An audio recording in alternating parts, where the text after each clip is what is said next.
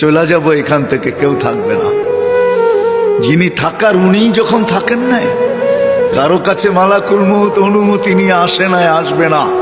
শুধু একজন মুহাম্মদুর রাসূলুল্লাহ সাল্লাল্লাহু আলাইহি ওয়াসাল্লামের কাছে মালাকুল মউত যখন আসছেন, তো আল্লাহ বলছে বন্ধুর কাছে অনুমতি নিয়ে ঢুকবে। অনুমতি দিলে ঢুকবে, নাইলে ফিরে আসবে। বন্ধু আমার, খবর তার অনুমতি ছাড়া যায় গর্জায় ঢুকা যাবে না।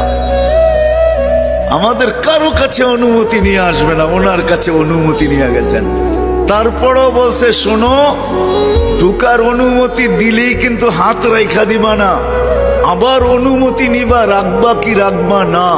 বন্ধু যদি হ্যাঁ বলে তো রাইখো, যদি না বলে তো চলে আইসো। না বন্ধু আমার। কার বন্ধু?